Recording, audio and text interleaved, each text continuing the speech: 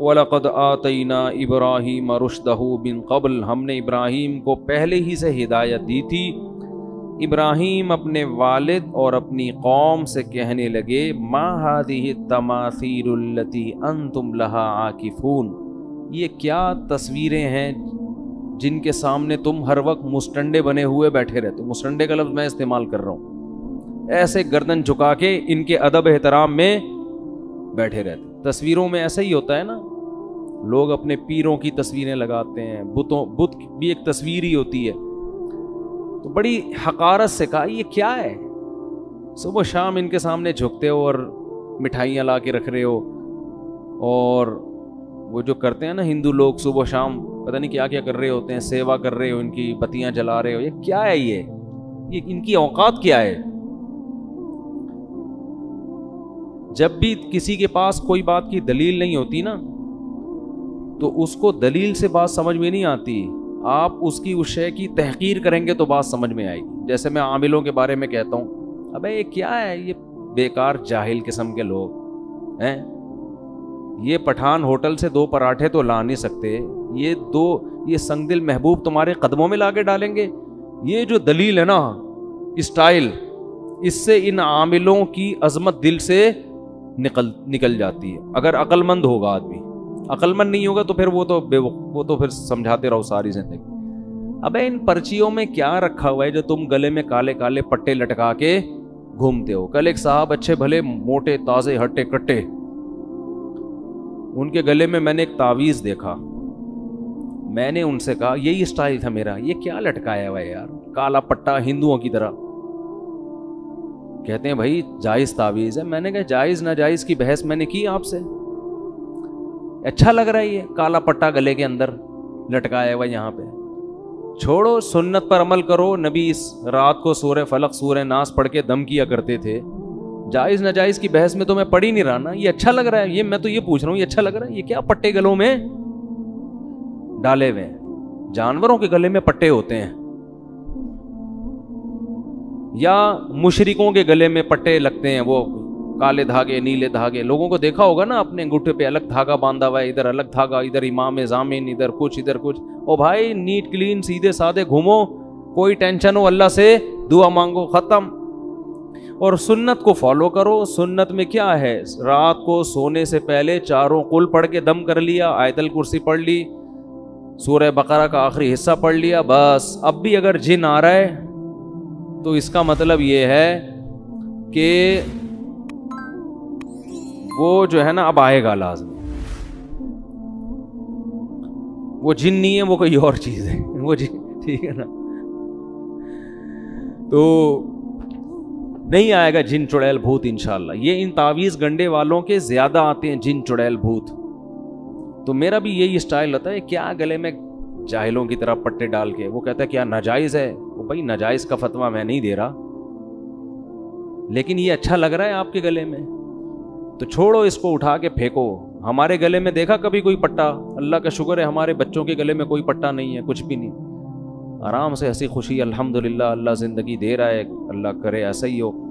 اور عاملوں کے خلاف اتنا بولنے کے باوجود آج تک کوئی عامل ایسا نہیں ہے کوئی جن چڑیل بھیج کے مجھے کوئی نقصان پہنچا سکے۔ ان کمبختوں کے پاس کچھ ہے ہی نہیں، یہ تو بزدل لوگوں کے لیے اللہ نے ان لوگوں کو پیدا کیا ہے۔ تو اس لیے یہ پٹے مٹے کالے نیلے پیلے فلیتے پلیتے دھاگے یہ چھوڑ دو، یہ سب چیزیں ہیں، ٹھیک ہے، کچھ نہیں رکھا ان چیزوں میں، اللہ پہ اعتماد اور توکل کرو۔ اچھا بھائی، تو ابراہیم علیہ السلام نے فرمایا ما هذه التماثيل، یہ کیا تصویریں ہیں بھائی تمہارے ہاتھوں کی بنائی ہوئی؟ تو قوم جواب میں کہنے لگی کہ وجدنا آباءنا لها عابدین، بھائی ہماری پرمپرا ہے یہ، آپ ہندوؤں سے کہیں نا ان بتوں کی کیوں عبادت کرتے ہو؟ تو وہ جواب میں کہتے ہیں بھائی جب ہم ہندو گھر میں پیدا ہوئے ہیں تو ہمارا خاندان اور ہمارا مذہب ہمیں گاڈ کی طرف سے کیا ملا ہے؟ یہی ملا ہے، تو اللہ ہم سے اسی پہ خوش ہے۔ یہ دلیل درست نہیں ہے۔ ایک عیسائی سے میں نے پوچھا یار تم کیوں اس مذہب کو فالو کرتے ہو؟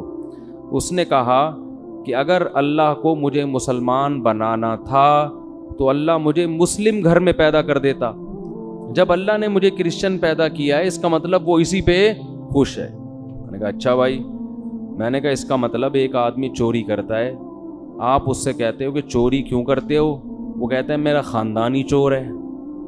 میں کس گھرانے میں پیدا ہوا؟ چوروں کے گھرانے میں.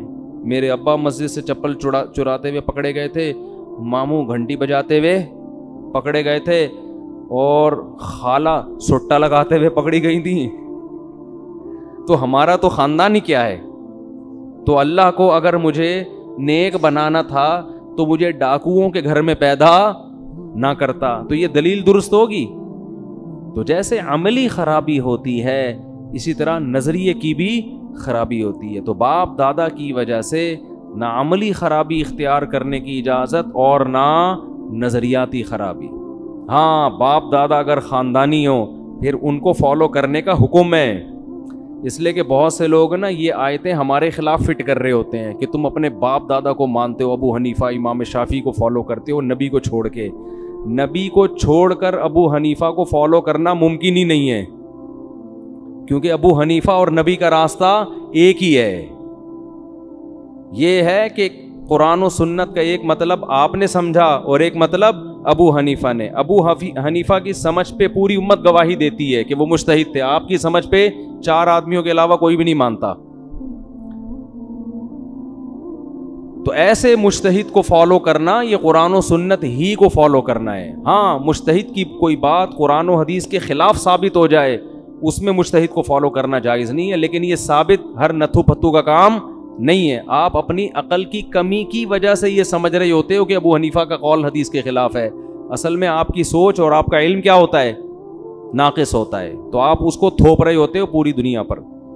خیر, تو ابراہیم علیہ السلام نے فرمایا کیا ما ہذہ التماثیل, یہ کیا ہے؟ یہ نا توہین کے وقت ایسا کہا جاتا ہے. تو انہوں نے کہا ہم نے اپنے باپ دادا کو اسی پہ پایا.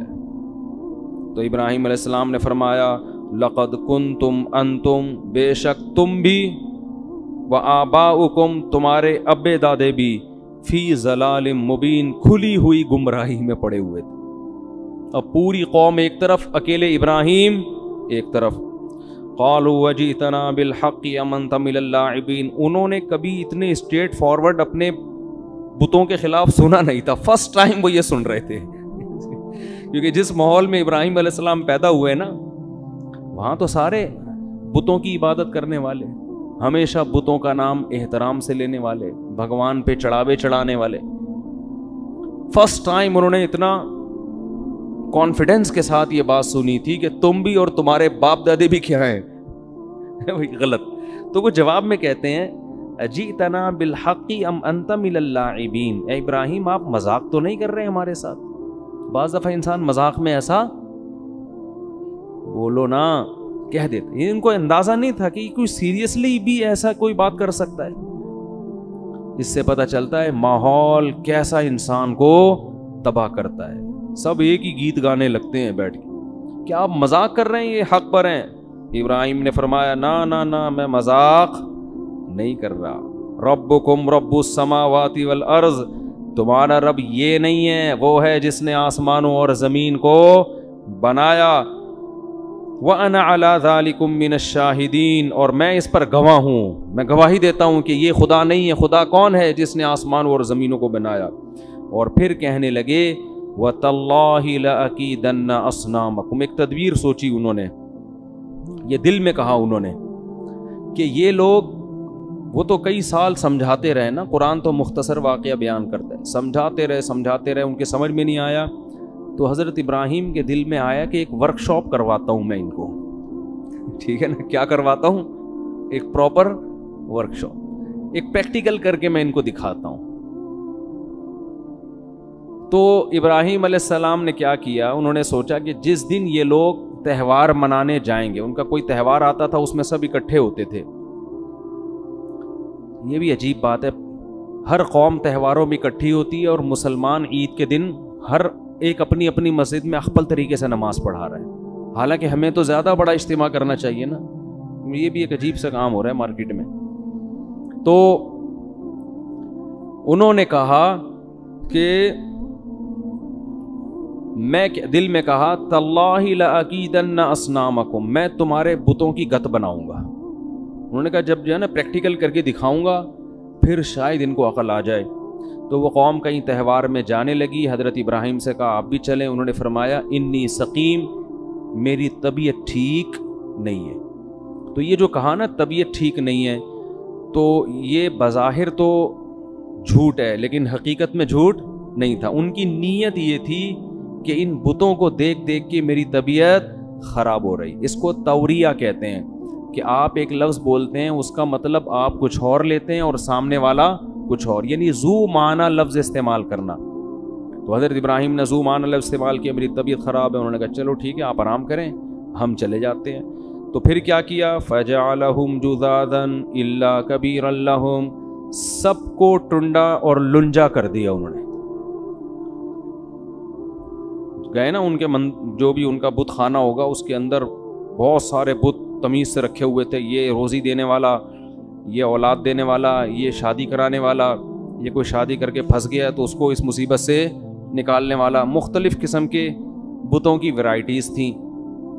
ابراہیم علیہ السلام نے جا کے، بڑی ہمت کی بات ہے، پوری قوم میں اکیلے یہ کام کر رہے ہیں، تو کسی کے کان کاٹ دیا، کسی کے ہاتھ کاٹ دیا، لنگڑا کنا بنا دیا کسی کو. تو یہ سارا کام کرنے کے بعد جب وہ لوگ واپس، اچھا بہت ابراہیم علیہ السلام نے ذہانت یہ کی کہ جو ان میں سب سے بڑا مستنڈا تھا نا اس کے گلے میں کوڑھالا لٹکا دیا، اس کو کچھ نہیں کیا اس کے گلے میں کیا کر دیا، کلہاڑا لٹکا دیا. تو جب وہ واپس لوٹے تو وہ اپنے بتوں کا حال دیکھ کے حیران ہو گئے. بھئی یہ ہمارے بت کو، ہمارے بھگوانوں کو، خداؤں کو ہو کیا گیا ہے؟ تو کہنے لگے من فعل هذا بآلہتنا انہ لمن الظالمین، جس نے ہمارے خداؤں کے ساتھ یہ حرکت کی ہے وہ بہت بڑا ظالم ہے. اب کس نے کی ہے؟ قالوا سمعنا فتى یذکرہم، لوگوں نے کہا ایک نوجوان ہے جو اکثر ان کا تذکرہ، برا تذکرہ کرتا رہتا ہے. ایک دن کہہ رہا تھا یہ کیا تم لوگوں نے رکھے ہوئے ہیں عبادت کے لیے. یقال لہ ابراہیم، اس کا نام کیا ہے؟ ابراہیم. اسی نے کیا ہوگا اور تو کوئی برا بھلا بولنے والا نہیں ہے.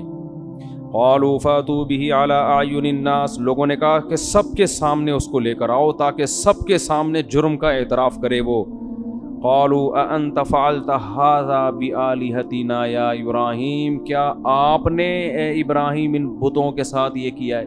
ایک کی آنکھ غائب ہے، ایک کی ناک پتہ نہیں مارکیٹ سے شارٹ ہو گئی ہے، ایک کا گھٹنا تلاش کر رہے ہیں، تلاش کرنے کے باوجود نہیں مل رہا، پتہ نہیں کدھر گیا ہے. تو آپ نے کیا یہ؟ حضرت ابراہیم نے فرمایا بل فعلہ کبیرہم ھذا، یہ جو ہے نا یہ جو سب سے بڑا نہیں ہے، چپ کر کے آرام سے مستنڈا بنا ہوا بیٹھا ہوا ہے، جس کو کچھ بھی نہیں ہوا اور کلہاڑا بھی اسی کے گلے میں، اس نے کیا ہے. فاسألوہم، اور جن کے ساتھ ہوا ہے نا ان سے پوچھو، وہ سب اسی کا نام لیں گے. جن کے ساتھ یہ کچھ ہوا ہے بھائی، جو زخمی ہوئے ہیں وہ زخمی خود بتائے گا کہ ہمارے ساتھ یہ کس نے کیا ہے. تو سب ایک ہی کا نام لیں گے، ان سے پوچھ کے دیکھو، سب بتائیں گے اس نے کیا ہے. فاسألوہم ان کانوا ینطقون، اگر یہ بولتے ہیں تو ان سے پوچھو. فرجعوا الی انفسہم فقالوا انکم انتم الظالمون، قرآن کہہ رہے چند سیکنڈ کے لیے نا سب اپنی بغلیں جھانکنے لگے اور اپنے دل میں بولنے لگے یار تم واقعی بڑے برے لوگ ہو، بڑے ہی ظالم لوگ ہو، یہ کم بخت کہاں سے بتا سکتے ہیں. تو ان کا ضمیر ان کو ملامت کرنے لگا کہ کیا پتھروں کو تم نے خدا بنا کے رکھا ہوا ہے جو کم بخت بول نہیں سکتے. تھوڑے دیر کے لیے تو ان کو یہ احساس ہو گیا، اور حضرت ابراہیم کا مقصد بھی یہ تھا. ثم نکسوا علی رؤوسہم، پھر پلٹے اور کہنے لگے لقد علمت ما ہؤلاء ینطقون، ابراہیم آپ کو پتہ ہے یہ بول نہیں سکتے. دیکھو حضرت ابراہیم یہ عمل کروا کے نا ان کی زبان سے نکلوانا چاہ رہے تھے کہ یہ کسی کام کے نہیں ہے، یہ کسی کام کے نہیں ہے. یہ تبلیغ کا بڑا خاندانی طریقہ تھا، لیکن آپ کسی ہندو کے مندر میں جا کے اس طریقے پر عمل نہ کریں، وہ آپ کو بھی ٹنڈا اور لنجا بنا سکتا ہے. پھر لوگ آپ سے پوچھ رہے ہوں، ان سے بتوں سے کوئی نہیں پوچھے گا کون کس نے کیا، آپ سے لوگ پوچھ رہے ہوں گے آپ کے ساتھ یہ کس نے کیا. تو وہ ابراہیم تھے، وہ اللہ کے پیغمبر تھے، وہ انہی پہ جچتا تھا. آپ اپنی حیثیت کے مطابق ہنسی خوشی زندگی گزاریں جیسے گزر رہی ہے. ٹھیک ہے نا, بس تبلیغ کر دیا کریں محبت کے ساتھ. تو فرجعوا الی انفسہم, ہاں, قال افتعبدون من دون اللہ ما لا ينفعکم شیئا ولا یضرکم. حضرت ابراہیم نے فرمایا تو کیا تم ایسوں کی عبادت کرتے ہو جو نہ تمہیں نقصان پہنچا سکتے ہیں اور نہ تمہیں نفع, جو اپنا دفاع نہیں کر سکتے وہ تمہارا کیا کریں گے. اف لکم ولما تعبدون من دون اللہ, تف ہے تمہارے اوپر. کیسا انداز ہے دیکھو تبلیغ, تف ہے تمہارے اوپر, اور جن بتوں کی تم عبادت کرتے ہو ان پہ بھی تف ہے, کسی کام کے نہیں ہے یہ. تو جواب میں کیا, باطل آدمی کے پاس دلائل تو ہوتے نہیں, دھمکیاں ہوتی ہیں. تو کہنے لگے حرقوہ وانصروا آلہتکم, لوگو ابراہیم کو جلاؤ اور اپنے خداؤں کی حفاظت کرو. خدا تو خود بندوں کی حفاظت کرتا ہے, ادھر کس کی حفاظت ہو رہی ہے, بھگوانوں کی حفاظت ہو رہی ہے. اللہ فرماتے ہیں قلنا یا نار کونی بردا وسلاما علی ابراہیم, آگ میں ڈالا گیا ہم نے آگ کو حکم دیا ہے آگ ابراہیم پر ٹھنڈی اور سلامتی والی ہو جا. اللہ نے ابراہیم علیہ السلام کو بچا لیا اور ابراہیم علیہ السلام نے علاقہ چھوڑ دیا, کیونکہ اب وہ سمجھ گئے کہ یہ لوگ ماننے والے نہیں ہیں. علاقہ چھوڑا. اللہ نے آپ کو کیا نعمت دی, وَنَجَّيْنَاهُ وَلُوطًا إِلَى الْأَرْضِ الَّتِي بَارَكْنَا فِيهَا لِلْعَالَمِينَ, آپ کے بھانجے حضرت لوط بھی آپ پر ایمان لے آئے. دونوں چلے گئے برکت والی زمین ارض شام میں. لوط علیہ السلام کو وہاں ایک قوم کی طرف اللہ نے بھیجا, اور اللہ فرماتے ہیں وَوَهَبْنَا لَهُ إِسْحَاقَ, ہم نے ابراہیم کو ہبہ کر دی, گفٹ میں اسحاق ایک بیٹا دے دیا. وَيَعْقُوب, اور بیٹے کے بعد پوتا بھی انہی کی زندگی میں دے دیا یعقوب. وَكُلًّا جَعَلْنَا صَالِحِينَ, اور سب کو ہم نے نیک بنایا.